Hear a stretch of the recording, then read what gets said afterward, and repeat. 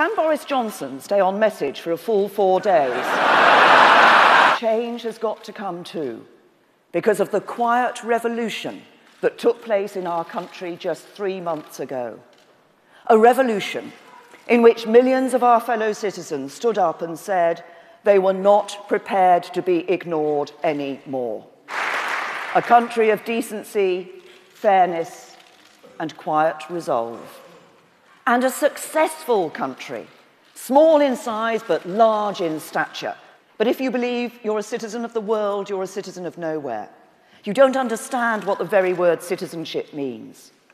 So if you're a boss who earns a fortune but doesn't look after your staff, an international company that treats tax laws as an optional extra, a household name that refuses to work with the authorities even to fight terrorism, a director who takes out massive dividends while knowing that the company pension is about to go bust. I'm putting you on warning. This can't go on anymore. A change has got to come, and this party is going to make it. The vision is nothing without the determination to see it through. No vision ever built a business by itself. No vision ever clothed a family or fed a hungry child. No vision ever changed a country on its own. You need to put the hours in and the effort too. But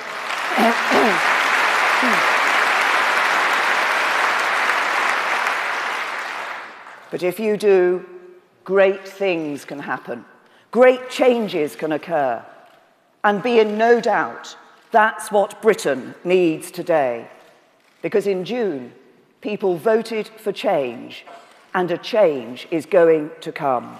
We have come a long way over the past 6 years. And this morning, it's right that we pause to say thank you to the man who made that possible. A man who challenged us to change and told us that if we did, we would win again. And he was right. We did change. We did win. The first majority Conservative government in almost 25 years. A great leader of our party, a great servant to our country. David Cameron, thank you. Fighting among themselves, abusing their own MPs, threatening to end their careers, tolerating anti-Semitism and supporting voices of hate. You know what some people call them? The nasty party. Article 50 triggered no later than the end of March. A great repeal bill to get rid of the European Communities Act, introduced in the next parliamentary session. Our laws, made not in Brussels, but in Westminster. We will never again, in any future conflict, let those activist, left-wing, human rights lawyers harangue and harass the bravest of the brave, the men and women of our armed forces.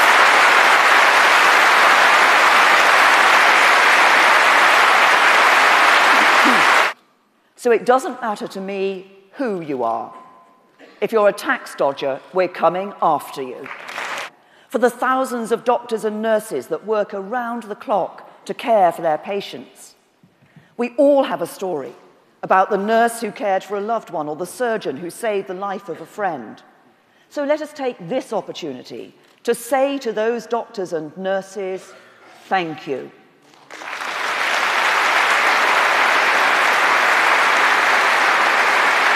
So let's have no more of Labour's absurd belief that they have a monopoly on compassion. And I want us to be a country where it doesn't matter where you were born, who your parents are, where you went to school, what your accent sounds like, what God you worship, whether you're a man or a woman, gay or straight, black or white. All that should matter is the talent you have and how hard you're prepared to work. We will lift the ban on establishing new grammar schools too. I can think of no better illustration of the problem. Why ordinary working class people think it's one rule for them and another for everyone else. Because the message we're sending them is this: we will not allow their children to have the same opportunities that wealthier children enjoy. That is a scandal, and we, the Conservative Party, must bring it to an end.